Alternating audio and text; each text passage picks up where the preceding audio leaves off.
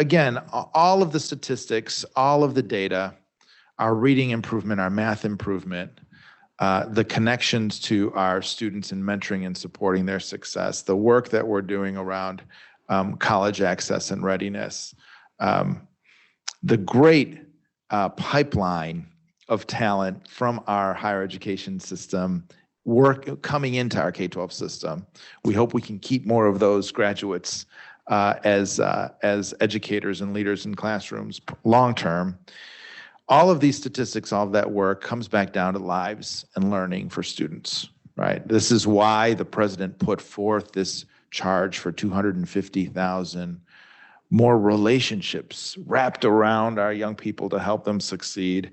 So I just would love to close us out by asking each of you to maybe share a story from how you've seen those relationships, those connections, through NPSS make a difference in the life of a learner. And maybe I can start with you, Dr. Pfeifer.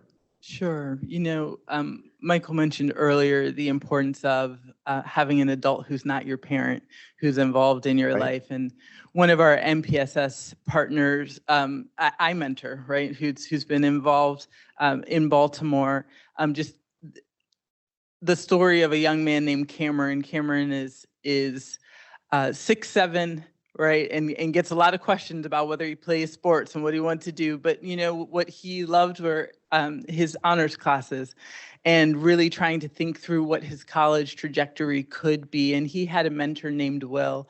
They were matched when Cameron was in 10th grade, and just having that additional adult to be able to say, you know what, don't worry about what everybody else is saying. Don't worry about what everybody else is asking. You are free to be able to create your story for yourself. And they're still connecting, right? And he managed his own journey to college, and again, still sees Will as an ongoing support. When we talk about hope, we know it's not just having a vision for change, but it's having that pathway to get there. And so that's the kind of hope that we hope to see and build over and over in Baltimore for our students as we have these connections develop. That's great. Thank you. Dr. Ferebee. I could give you so many, so sure, I'll give you two quickly. Yes. So I think the intersection of mentoring and tutoring is so lovely to watch and inspiring to watch. And I think about two examples. One, a middle school student in our quest for our students to feel loved, challenged, and prepared.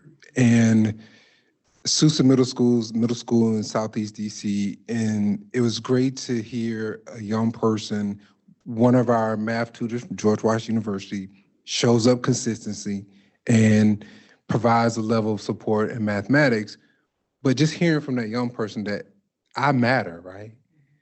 I matter. This person is showing up for me week after week, and they're providing me support. They're coming with patience. They're coming with care. And just this sense of importance and value, and the way it changed the perspective of that young person, again, it's so lovely to watch. And they have a different outlook on life because someone else is invested in me. The second I would say is around confidence. So I think about a high school student, Ballou High School, also in Southeast DC.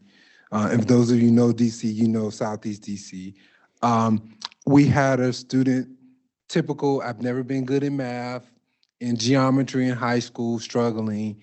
And we have a partner called Raising a Village, right? And so they're truly in this spirit of it takes a village.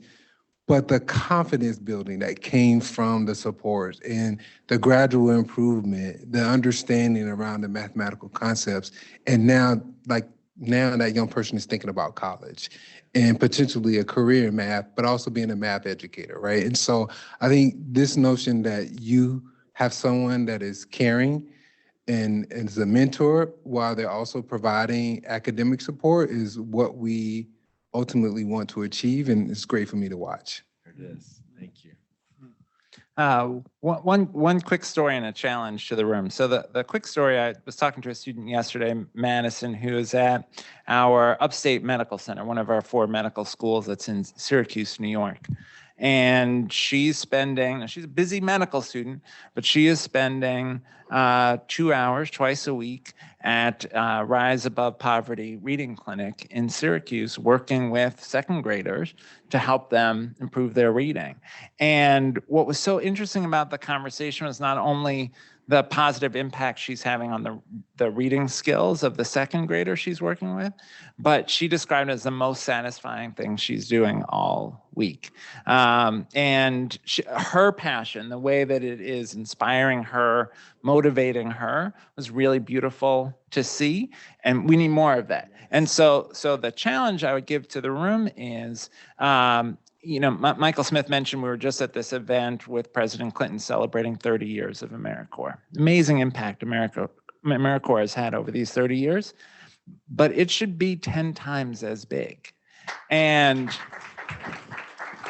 I think our collective challenge is, how do we go out from here and not just close the gap, those additional tens of thousands of volunteers we need to meet the NPSS goal, but how do we move the national conversation so that AmeriCorps, when we gather here 5 years from now, or 10 years from now, is 10 times as big? What would that mean for the country? What would that mean for our ability to tackle not only the disruption of COVID, but to tackle the reading needs that we see across our school district, tackle the impact of climate change on the country, to tackle the challenge of violence in our communities?